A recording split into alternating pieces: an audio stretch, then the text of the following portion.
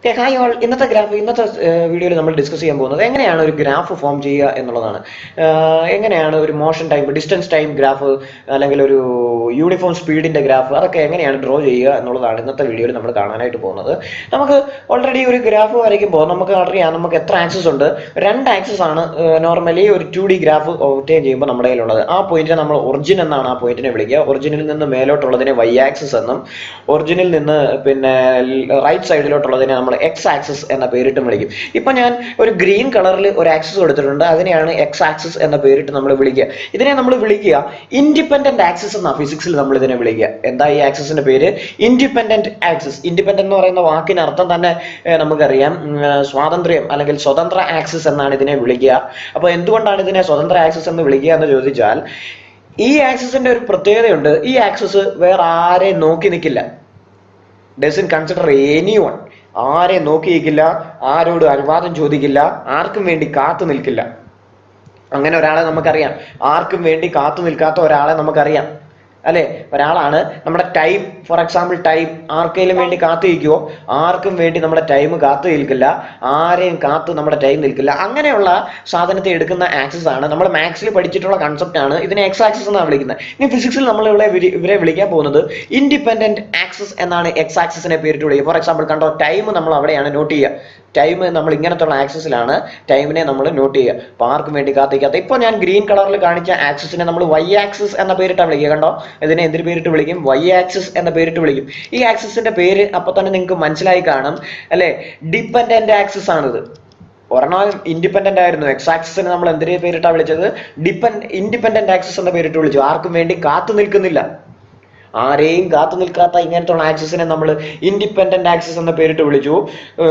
അതുപോലെ തന്നെ വൈ ആക്സിസിനെ ഞാൻ ഡിപെൻഡന്റ് ആക്സിസ് എന്ന പേരിട്ടാണ് വിളിച്ചത്. എന്തുകൊണ്ടാണ് അതിനെ ഡിപെൻഡന്റ് ആക്സിസ് എന്ന് വിളിച്ചത് എന്ന് ചോദിച്ചാൽ, അത് ടൈമിനെ ഡിപ്പെൻഡ് ചെയ്താണ് ഡിസ്റ്റൻസ് ഇരിക്കുക, അല്ലെ?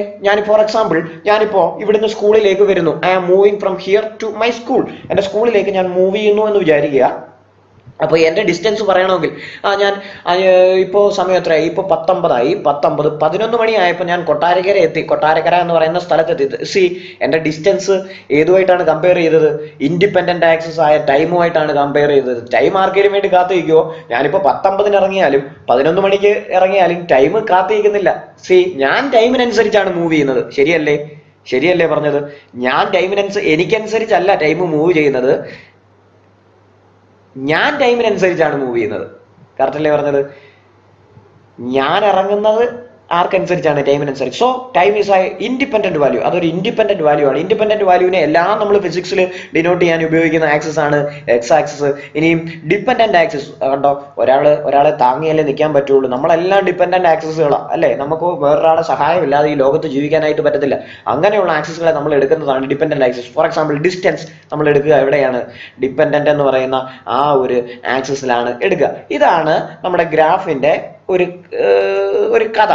ഇങ്ങനെയാണ് നമ്മളൊരു ഗ്രാഫ് ഒബ്റ്റെയിൻ ചെയ്യാനായിട്ട് എടുക്കുക. വാട്ട് ഈസ് എ ഗ്രാഫ് എന്ന് ആരെങ്കിലും ചോദിച്ചു കഴിഞ്ഞാൽ പറഞ്ഞു കൊടുക്കണം. ഇതിനെയാണ് സിമ്പിൾ ആയിട്ട് നമ്മൾ ഗ്രാഫിന്റെ കൺസെപ്റ്റില് ഫിസിക്സിൽ വിളിക്കുക. ഒരു ഇൻഡിപെൻഡന്റ് ആക്സിസും ഉണ്ട്, ഒരു ഡിപെൻഡന്റ് ആക്സിസും ഉള്ള ഒരു സാധനത്തെയാണ് നമ്മൾ എന്തെന്ന് വിളിക്കുക? ഗ്രാഫ് എന്ന് വിളിക്കുക. ആ ഗ്രാഫിന്റെ ഒരു കൺസെപ്റ്റ് വെച്ചുകൊണ്ട് എന്താണ് ഗ്രാഫിക്കൽ റെപ്രസെന്റേഷൻ ഓഫ് മോഷൻ, മോഷന്റെ ഗ്രാഫിക്കൽ റെപ്രസെന്റേഷൻ എങ്ങനെ നടത്തും എന്നാണ് നമുക്ക് നോക്കാം. നമ്മൾ പ്രീവിയസ് സെക്ഷനിലൊക്കെ ഡിസ്കസ് ചെയ്തു. വാട്ട് ഈസ് മോഷൻ, എന്താണ് യൂണിഫോം മോഷൻ, എന്താണ് നോൺ യൂണിഫോം മോഷൻ എന്നൊക്കെ നമ്മൾ ഡിസ്കസ് ചെയ്തു. ഇനി അതിന്റെയൊക്കെ റെപ്രസെന്റേഷൻ എങ്ങനെയാണ് ഡിസ്റ്റൻസ് ടൈം ഗ്രാഫിൽ നമ്മൾ ഉൾപ്പെടുത്തുക എന്നൊക്കെ നമുക്ക് നോക്കിക്കളയാം. Okay, let me take a graph. ഒരു ഗ്രാഫ് ഞാൻ എടുക്കുന്നു. കണ്ടോ, നമുക്കറിയാം ഇതിന്റെ എക്സ് ആക്സിസിൽ നമ്മൾ എന്തിനെ രേഖപ്പെടുത്തുന്നു? ടൈമിനെ രേഖപ്പെടുത്തുന്നു. അതെന്താണ്? ഒരു ഇൻഡിപെൻഡന്റ് ക്വാണ്ടിറ്റി ആണ്. വൈ ആക്സിസിൽ നമ്മൾ ഡിപെൻഡന്റ് ക്വാണ്ടിറ്റി ആയിട്ടുള്ള ഡിസ്റ്റൻസിനെ ടേക്ക് ചെയ്യുന്നു. അതിനുശേഷം നമ്മളൊരു ഗ്രാഫ് വരയ്ക്കുകയാണ്. ഒറിജിൻ പോയിന്റിനെ ഒ എന്നും ഒരു എക്സിനെ എക്സ്, വൈ, അതൊക്കെ നമുക്ക് അറിയാവുന്ന കാര്യമാണ്. ഓക്കെ, ദെൻ ഒരു യൂണിഫോം സ്പീഡിൽ സഞ്ചരിക്കുന്ന ഒരു വസ്തുവാണെന്ന് വിചാരിക്കുക, അല്ലെങ്കിൽ എങ്ങനെയാണ് നോൺ യൂണിഫോം സ്പീഡിൽ സഞ്ചരിക്കുന്ന വസ്തു, ഇതിനെ തമ്മിൽ കമ്പയർ ചെയ്ത് നമ്മളൊരു ഗ്രാഫ് വരയ്ക്കുകയാണ്. ഒരു കാർ മൂവ് ചെയ്യുന്നതായിട്ട് നിങ്ങൾക്ക് ഇപ്പോൾ സ്ക്രീനിൽ കാണാം, അല്ലെ? ഒരു കാർ മൂവ് ചെയ്യാണ്. അതിനെ നമ്മൾ എങ്ങനെ എടുക്കും എന്നുള്ളതാണ് നമ്മൾ ഇനിയും ഈ ഒരു ഗ്രാഫിക്കൽ റെപ്രസെന്റേഷൻ വഴി എങ്ങനെ അതിനെ റെപ്രസെന്റ് ചെയ്യും എന്നുള്ളതാണ് കാണാനായിട്ട് പോകുന്നത്. യൂണിഫോം സ്പീഡ് എന്ന് പറയുമ്പോൾ നമുക്ക് അറിയാനായിട്ട് പറ്റും. യൂണിഫോം സ്പീഡ് എന്താണെന്ന് ഓൾറെഡി നമ്മൾ പഠിച്ചു വെച്ചിട്ടുണ്ട്. A body travels equal distance in equal interval of time. ഒരേ ഈക്വൽ ഡിസ്റ്റൻസ് ട്രാവൽ ചെയ്യണം, ഈക്വൽ ഇന്റർവൽ ഓഫ് ടൈമിൽ ട്രാവൽ ചെയ്യുന്നതിനെയാണ് നമ്മൾ എന്തെന്ന് വിളിക്കുക? ഒരു യൂണിഫോം സ്പീഡ് എന്ന പേരിട്ട് വിളിക്കുക. ഒരു യൂണിഫോം സ്പീഡ് എന്ന പേരിട്ട് വിളിക്കുക, ഒരു എന്താ പറയുക. അപ്പോൾ നോക്കിയേ, ടൈം എടുക്കുന്നു. ആദ്യത്തെ 1 അവർ എടുക്കുന്നു. ആദ്യത്തെ 1 അവറിൽ 10 കിലോമീറ്റർ ഇത് ട്രാവൽ ചെയ്തു എന്ന് വിചാരിക്കുക. ആദ്യത്തെ ഒരു അവറിൽ, അത് രണ്ടാമത്തെ അവറിൽ എന്ത് ചെയ്തു, അത് എത്ര കിലോമീറ്റർ ട്രാവൽ ചെയ്തെന്ന് അറിയോ? 20 കിലോമീറ്റേഴ്സ് ട്രാവൽ ചെയ്തു എന്ന് വിചാരിക്കുക. മൂന്നാമത്തെ അവർ എടുക്കുന്നു. മൂന്നാമത്തെ അവറിൽ അത് എത്ര കിലോമീറ്റർ ട്രാവൽ ചെയ്തെന്ന് അറിയോ? 30 കിലോമീറ്റേഴ്സ് ട്രാവൽ ചെയ്തു എന്ന് വിചാരിക്കുക. അപ്പോൾ ഇങ്ങനെയാണ് ട്രാവൽ ചെയ്യുക. ആദ്യത്തെ കവറിൽ 10 കിലോമീറ്റർ, രണ്ടാമത്തതിൽ 20, മൂന്നാമത്തിൽ 30 കിലോമീറ്റർ. നമുക്ക് ഇതിന്റെ ഗ്രാഫ് ഒന്ന് ഡ്രോ ചെയ്ത് നോക്കാം. എങ്ങനെയായിരിക്കും ഇത് ട്രാവൽ ചെയ്തിരിക്കുക എന്ന് നമുക്കൊന്ന് ഡ്രോ ചെയ്തൊന്ന് കണ്ടുനോക്കാം. അപ്പോൾ നിങ്ങൾക്ക് എല്ലാവർക്കും ഗ്രാഫ് ഡ്രോ ചെയ്യാൻ അറിയാമെന്ന് ഞാൻ വിശ്വസിക്കുന്നു. കാരണം നോക്കിയേ, എക്സ് ആക്സിസിൽ നമ്മൾ എന്തായിരുന്നു എടുക്കുന്നത്? ടൈമാണ് എടുക്കുന്നത്. അപ്പോൾ ടൈം 1 അവർ, 2 അവർ, 3 അവർ എന്നുള്ളത് എക്സ് ആക്സിൽ കൊടുക്കുന്നു. കാരണം എന്താ? അത് ഇൻഡിപെൻഡന്റ് ആക്സിസ് ആണ്. വൈ ആക്സിസിൽ നമ്മൾ എന്ത് ടേക്ക് ചെയ്തു? 10, 20, 30 എന്നുള്ള ടൈം എന്നുള്ള ഡിസ്റ്റൻസ് ടേക്ക് ചെയ്തു അല്ലേ? ഫസ്റ്റ് അവറിൽ എന്താ നമ്മൾ മാർക്ക് ചെയ്യുന്നു? ഫസ്റ്റ് അവറിൽ എത്ര ആയിരുന്നു? ഫസ്റ്റ് അവറിൽ 10 കിലോമീറ്റർ ആയിരുന്നു ട്രാവൽ ചെയ്തത്. നോക്കിയേ, നമ്മൾ 10 ഇങ്ങോട്ടൊരു വര എടുത്തു, എന്നിട്ട് 1 അവറിൽ നിന്ന് ഒരു വര എടുത്തിട്ട് വരച്ചു. ഇനി നോക്കിയേ, സെക്കൻഡ് 20-ൽ നമ്മൾ അതുപോലെ ചെയ്യുന്നു. 20-ൽ 2 അവറിൽ ടേക്ക് ചെയ്തു, 20-ൽ ടേക്ക് ചെയ്തു. അതുപോലെ 20 താഴോട്ടും 2 മേപ്പോട്ടും നമ്മൾ വര വരച്ചു. അത് തമ്മിൽ കൂട്ടിമുട്ടി. 30 നമ്മൾ അതുപോലെ ചെയ്തു. 30 കിലോമീറ്ററിലും 3 അവറിലും ഇതുപോലെ ടേക്ക് ചെയ്തു. ഇങ്ങനെ നമുക്ക് എന്ത് ചെയ്തു? ഇങ്ങനെ ഒരു വാല്യൂ നമുക്ക് ഒബ്റ്റെയിൻ ചെയ്തെടുക്കാനായിട്ട് പറ്റും. അതിനെ കണക്ട് ചെയ്ത് ഞാനൊരു വര വരയ്ക്കുന്നു. 0-ൽ നിന്ന് അത് എന്ത് ചെയ്തു? 10, 20, 30-നെ കണക്ട് ചെയ്ത് ഞാനൊരു വര വരയ്ക്കുന്നു. It is A straight line. എന്താ എനിക്ക് അവിടെ കിട്ടിയത്? ഒരു സ്ട്രെയിറ്റ് ലൈൻ ഗ്രാഫാണ് ഞാൻ ഒബ്റ്റെയിൻ ചെയ്തത്. അതിനർത്ഥം എപ്പോഴൊക്കെ എനിക്കൊരു സ്ട്രെയിറ്റ് ലൈൻ ഗ്രാഫ് കിട്ടുന്നോ, അല്ലെങ്കിൽ എപ്പോഴൊക്കെ ഞാനൊരു യൂണിഫോം സ്പീഡ് അല്ലെങ്കിൽ യൂണിഫോം മോഷൻ എടുക്കുന്നോ, അപ്പോഴൊക്കെ എനിക്ക് കിട്ടേണ്ടത് എന്തായിരിക്കണം എന്നറിയോ? ഒരു graph is always A straight line. അപ്പൊ നിങ്ങൾക്ക് ഒരു സ്ട്രെയിറ്റ് ലൈൻ ഗ്രാഫ് തന്നു കഴിഞ്ഞാൽ ഇനിയും പറയാനായിട്ട് പറ്റും. എവിടെ സ്ട്രെയിറ്റ് ലൈൻ ഗ്രാഫ് ഫിസിക്സിൽ കണ്ടാലും it is A graph of A uniform motion. ഒരു യൂണിഫോം മോഷന്റെ ഗ്രാഫാണ് ഒരു സ്ട്രെയിറ്റ് ലൈൻ. നിങ്ങൾ സംശയം ഉണ്ടെങ്കിൽ ഏത് ഗ്രാഫ് വേണമെങ്കിലും എടുത്ത് ചെക്ക് ചെയ്ത് നോക്കിക്കോ. ഒരു ഫിസിക്സിൽ ഏത് ക്വാണ്ടിറ്റി വേണമെങ്കിലും എടുത്ത് ചെക്ക് ചെയ്ത് നോക്കിക്കോ. ഒരു സ്ട്രെയിറ്റ് ലൈൻ കിട്ടുന്നുണ്ടെങ്കിൽ it is an example for uniform motion അല്ലെങ്കിൽ യൂണിഫോം സ്പീഡ്. ഇവിടെ നമ്മൾ സ്പീഡാണ് എടുത്തത്, അതുകൊണ്ട് തന്നെ യൂണിഫോം സ്പീഡിന് എക്സാമ്പിൾ ആണ് ഒരു സ്ട്രെയിറ്റ് ലൈൻ ഗ്രാഫ് എന്ന് നമുക്ക് പറയാനായിട്ട് പറ്റും. മനസ്സിലായോ?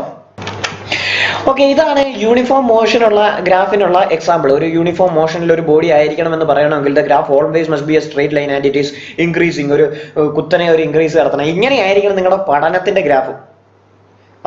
അത് നിർബന്ധമാണ്. അതായത് 0-ൽ തുടങ്ങി, ഒന്നുമില്ലാത്ത അവസ്ഥയിൽ തുടങ്ങി മേലോട്ടേ പോകാവൂ, താഴോട്ട് വരരുത്. Your study graph always be an uniform graph. ഇങ്ങനെ മേലോട്ട് ഒരു സ്ട്രെയിറ്റ് ലൈൻ ആയിട്ട് പോകണം. ഇടയ്ക്ക് വെച്ച് ഉഴപ്പരുത്. സ്ട്രെയിറ്റ് ലൈൻ ആയിട്ട് മേലോട്ട് തന്നെ പോകണം. This is A graph. നമുക്കപ്പോൾ ഇത് പറയാനായിട്ട് പറ്റും. This is A graph of A brilliant student എന്ന് പറയാനായിട്ട് പറ്റും. അപ്പോൾ നിങ്ങളുടെ എൻ്റെ ക്ലാസ്സിലെ എല്ലാ കുട്ടികളുടെയും ഗ്രാഫ് ഇതുപോലെ തന്നെ ആയിരിക്കണം. It's always increasing and in a straight line. ഉഴപ്പരുത്, താഴോട്ടൊന്നും പോകരുത്. Always in an increasing state. ഇങ്ങനെയായിരിക്കണം എന്ത് നമ്മുടെ ഓരോരുത്തരുടെയും ഗ്രാഫ്. Okay, moving on. ഇനിയും ഇപ്പൊ നമ്മൾ കണ്ടത് എന്താണ്? യൂണിഫോം മോഷനിലിരിക്കുന്ന അല്ലെങ്കിൽ യൂണിഫോം സ്പീഡിലിരിക്കുന്ന ഒരു ഒബ്ജക്റ്റിന്റെ ഗ്രാഫാണ് നമ്മൾ കണ്ടത്. ഇനി നമുക്ക് നോൺ യൂണിഫോം ഒന്ന് കണ്ടുനോക്കാം. നോൺ യൂണിഫോം സ്പീഡിലിരിക്കുന്ന ഒരു ഒബ്ജക്റ്റ്. ഇത് നമുക്കറിയാം എന്താണ് നോൺ യൂണിഫോം മോഷൻ അല്ലെങ്കിൽ നോൺ യൂണിഫോം സ്പീഡ് എന്നുള്ള കാര്യം നമുക്കറിയാം.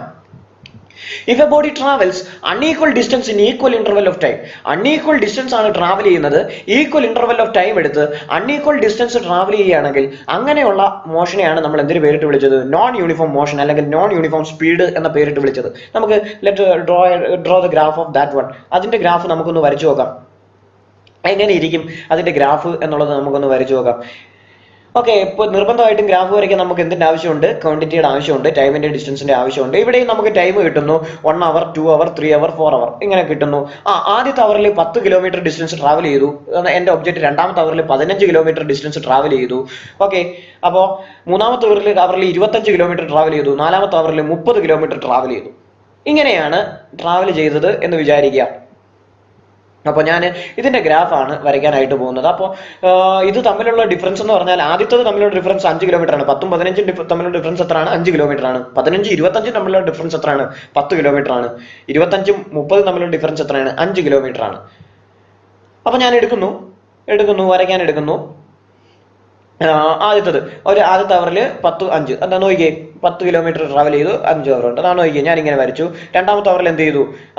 15 കിലോമീറ്റർ ആണ്. അപ്പൊ നിങ്ങളൊന്ന് ശ്രദ്ധിച്ചോ, ഞാൻ 10നും 20നും ഇടയ്ക്ക് ഇപ്പൊ നമ്മുടെ 15 ഉണ്ട് അല്ലെ, 15 ഉണ്ട്. ആ 15 നിന്ന് എടുത്തു. രണ്ടാമത്തെ അവറിൽ ഇതാ ഇവിടെ കൂട്ടിമുട്ടി, അവർ തമ്മിൽ കൂട്ടിമുട്ടി. മൂന്നാമത്തെ അവറിൽ എന്ത് ചെയ്തു? 25 കിലോമീറ്റർ ആണ്. 20നും 30നും ഇടയ്ക്കല്ലേ 25. നോക്കിയേ, 25നകത്ത് എടുത്തു. 25ന് മൂന്നാമത്തെ അവറിൽ ഞാൻ മുട്ടിച്ച് വരച്ചു. ഓക്കെ അല്ലേ? ഇനി നാലാമത്തെ അവറിൽ എത്ര ആയിരുന്നു ട്രാവൽ ചെയ്തത്? നാലാമത്തെ അവറിൽ 30 കിലോമീറ്റർ ആണ് ട്രാവൽ ചെയ്തത്. അപ്പൊ 30ൽ നിന്ന് എടുത്ത് ഞാൻ വരയ്ക്കുന്നു. The graph is like this. Is it a straight line? No, it is not a straight line. ഇതെന്താണ്? ഒരു സ്ട്രെയിറ്റ് ലൈൻ ഗ്രാഫ് അല്ല. അപ്പൊ നമുക്ക് പറയാനായിട്ട് പറ്റും, ഇപ്പോ നിങ്ങൾക്ക് കിട്ടുന്ന എല്ലാ സ്ട്രെയിറ്റ് ലൈൻ അല്ലാത്ത ഗ്രാഫും എന്തിന് എക്സാമ്പിൾ ആണ്?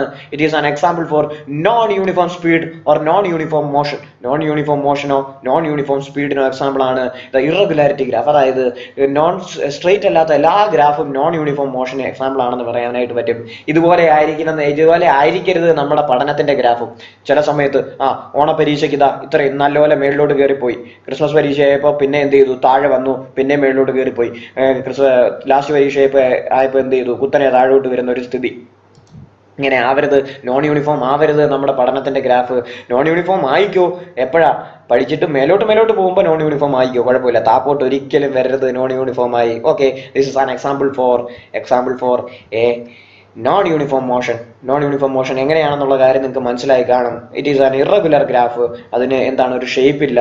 It is not a straight line. അതൊരു സ്ട്രെയിറ്റ് ലൈൻ ഗ്രാഫ് ആയിരിക്കത്തില്ല ഒബ്റ്റെയിൻ ചെയ്യുന്നത്. ഇതാണ് യൂണിഫോം മോഷനും നോൺ യൂണിഫോം മോഷനും തമ്മിലുള്ള ഡിഫറൻസ്. ഒരു ഗ്രാഫ് ഒബ്റ്റെയിൻ ചെയ്താൽ സിമ്പിൾ ആയിട്ട് നമുക്ക് പറയാനായിട്ട് പറ്റും. ഒരു ഗ്രാഫ് കണ്ട് is it a non uniform motion or a non uniform motion എന്നുള്ള കാര്യം നമുക്ക് പറയാനായിട്ട് പറ്റും.